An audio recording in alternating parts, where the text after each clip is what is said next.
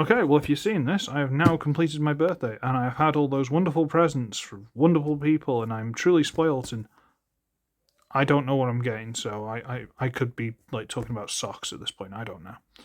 The missus is already threatening me, so we'll see.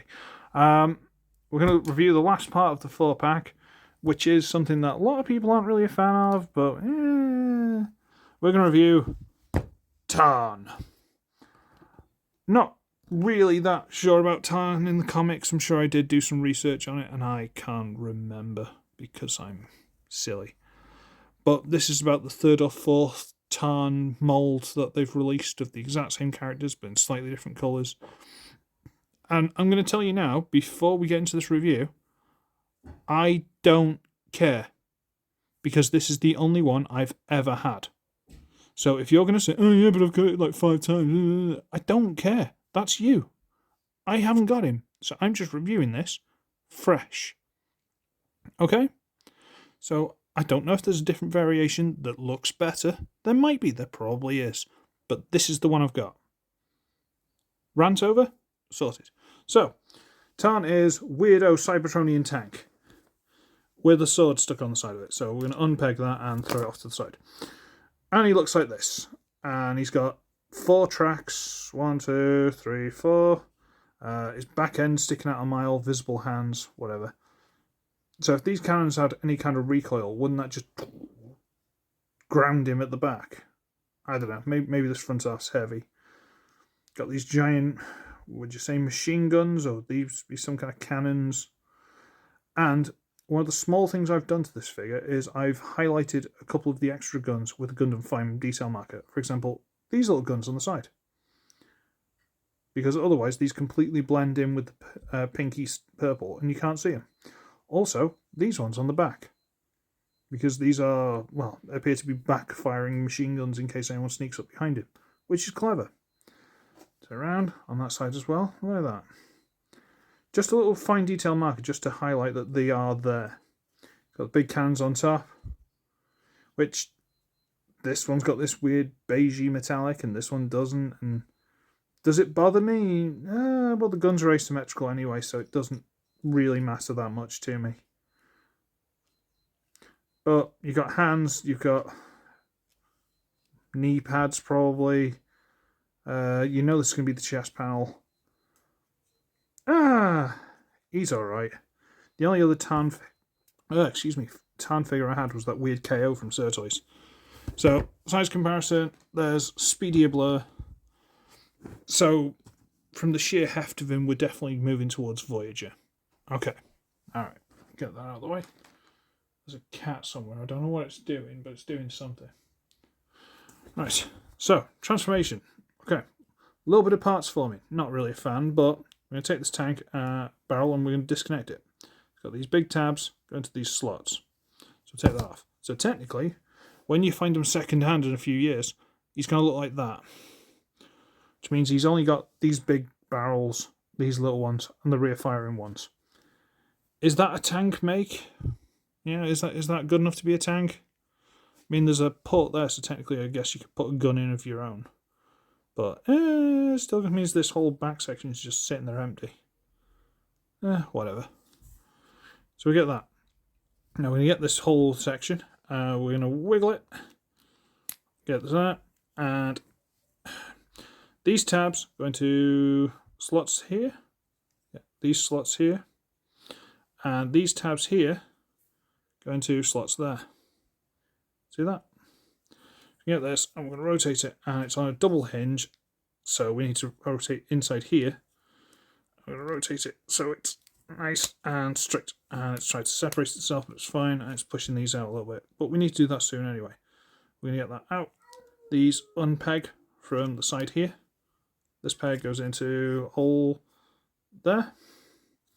Get down. Okay. There, it's done. What do you... Alright, fine. This is missile launching platform mode. Alright, never mind. Okay, we're going to come here, underneath, and we're going to move this panel. It tabs into here, and on this side. And we're going to rotate this out on a double hinge until this tab goes into that slot. Into there, and close that panel does take a little bit of force. There we go.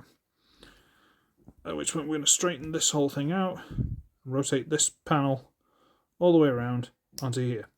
Of this entire figgle, wow, this is one of the loosest connections because it's just like a little pressured in thing.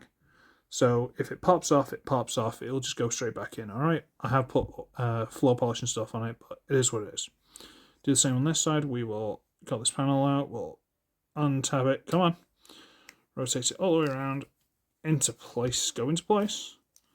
Bring it around. Close it.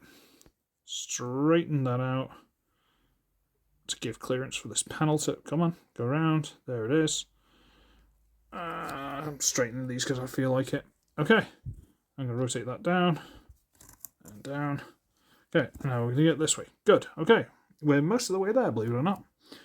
When you get this panel and lift it up, and it is on a double hinge here, it's about there, and I'm going to turn it halfway. This will allow us to rotate this around to about there. And we'll turn it the other way, which will allow us to rotate this around to about there. And we'll rotate it to face the back. Now, the main part of the transformation now is just fighting with this panel. And again, this panel will pop off if you're a little bit rough with it. Straighten these, flatten these out a little bit more. Okay. So what we need to do is we need to rotate this down. But as we rotate this down, it's going to hit the piece with the head attached to, because that's the head. And it's not strong enough to push the head through. So you have to like push the head through a bit yourself, bring this down, and then try and pull the head through, or pull these notches and stuff to get the head through. Because it itself is not strong enough, this hinge is not strong enough to push that through. So we'll get there, we'll straighten these so they're more straight, and then they actually slide in.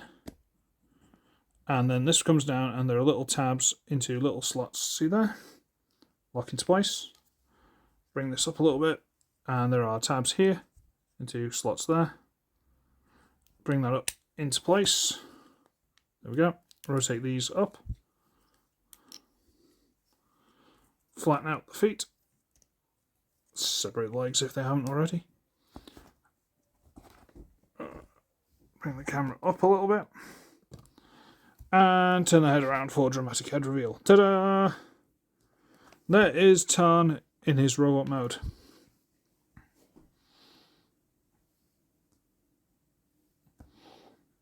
I've got to tell you, I really like it. I do. I wasn't sure about it until I got him in hand. Of the four figures, this is the one I always pick up and mess with. Just, he's a good figure. He feels great. Hands will open and close. They're on a swivel. Hinge, swivel. There's that hinge there, which you kind of have to use for certain parts. This is unfortunate shoulder motion, but it is what it is. 360. Head on a ball joint. A little bit limited, but it's fine. Swivel, legs, universal, in and out. A little bit hindered because of this little panel, which covers, it kind of fills in the crotch plate, and you can forward and back. When you go out to the side, it does kind of get caught. You can make it do it, but it's a bit of a fight. Knees, slightly over 90. If you mess with that hinge, you'll get more. This is the transformation of that pin. Ankle, that much. And for transformation, you can point the toes.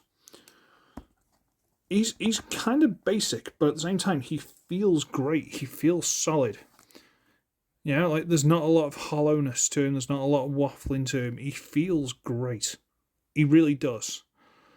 The cannon, you can separate them. You can turn them into one big gun. You can put them on the back. It looks a bit silly because, well, I'll do it for you. If you store all the weaponry, you put it on the back, and then you're going to get this, and you're going to plug that into the hole on it. It's all sticking a mile off his back. Doesn't look that bad on camera, but in person it seems to be sticking out an absolute mile. Because when you take this off, he's got no backpack at all. He's very RX-782 Gundam kind of thing. We're going to take this, and we're going to plug this into the arm. You can put it either side, but I like to do it this side so he's not Megatron, because that's me. The sword, again, store on the back. Come on. Gives him a third thing behind his head. It's up to you. See, this little panel loose. It does sort of lock into place lightly, but it will pop out if you're too rough with it. And again, you can just stick it in the hand. Come on.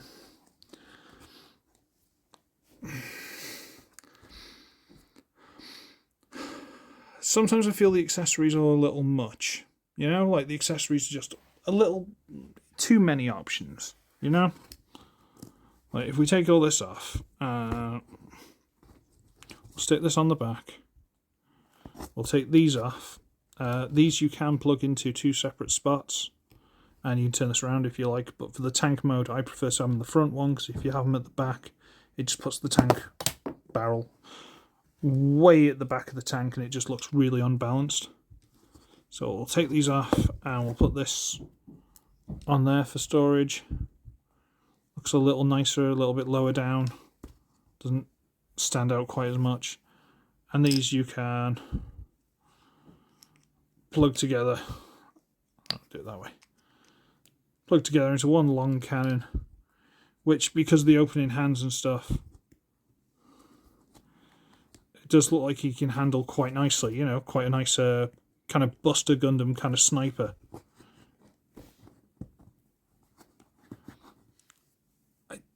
I actually really like him, like legitimately really like him. I didn't think I'd like him. I thought I'd be after Cliff Jumper. I thought I'd be after Squeeze Play. But he has stolen the show for me completely. Like, no effort at all. He's just like, yeah, I'm here. I win. And he has. And I can't dispute it with him. Just, for argument's sake, I'm just going to stick it on his back like that. So this is the last of the 4-pack. And unfortunately, to me, if you've already got Tarn, you've already got Tarn. But I don't. So unfortunately to me, he's potentially the best one of the set. I actually really like the colours and the red on the mouth is a little bit but it still just makes him look almost Megatronus, like glowing with with evil energy. So let's bring in the rest of the set. So we've got Cliff Jumper here, who's on his own against these 3. Always unfair. We've got Squeeze Plate, who need to pad the legs out. Someone designed like fillers or pads and just, you know. And little Tarantulas, bless him, or Tango. Tango Flame, Tango Fire. You know what? I keep forgetting. Tango Fang. That's what Mike called him. Tango Fang. That's right. So yeah, this is a 4-pack. Is it worth 80-something quid? Well, technically, money-wise, yes. 25, 25, 25, 35. Yeah, it's worth 80 because that's 50, 75, 110. Yes, it's worth 80 quid. Have you got these characters before, or these molds? Yes? Maybe not then. Yeah, go on eBay, find the one that you want individually, fine. But if you haven't got them, like, I've got Mind Wipe, but obviously not Squeeze Play. Never had a Tarn. Don't have Chase, so I clearly don't have Cliff Jumper. And this was the McDonald's toy that got thrown in with the meal. I'm happy. I'm good. I'm very good with this. I'm happy. Even for those 3, 25, 50, 85, it's still cheaper than 80, and you're getting him for free. I'm good. Honestly, I'm good. Did I do a size comparison? We'll throw him in for the fun of it. There's Speedier Blur, so Cliff Jumper can have a bit of backup. Tarn is big, he's cool, he's fun. He's way more fun than I thought it was going to be. Let's move him back a little bit so they're not standing right in front of the camera, like an 80s boy band. Get you in there. Get you there. I'm very happy. I am. I know I've been a little bit iffy with some of these guys and all the rest of it, but no, this is a legitimately quite cool set. It's a weird set. Like, if you're a kid and you're trying to work this out, like, these 3 are a team hunting him. That's a weird team. How do you work that with your headcanon? You know, you got like a little monster that's just going to stomp around. You got a tank doing some artillery support, and you got a spider actually sneaking around trying to find the escaping spy. It's cool. It's a good scenario. The fact that these are 3 completely random characters that probably shouldn't ever interact is the whole point of the universe and the legacy line. That's the point of it. And now, yes, I definitely need Fangry, and I kind of want that little Black Arachnia to go with him, so he's not lonely. But I'm going to scarp because I'm waffling. So, I should be ugly, I should be wretched, and I shall see all of you in the next one. Oh, and thank you for any birthday messages or gifts or whatever. I assume I'll have done that in an unboxing or birthday haul if I get anything, because I don't know yet. And I'll see you all next time. All right. Thanks, everybody.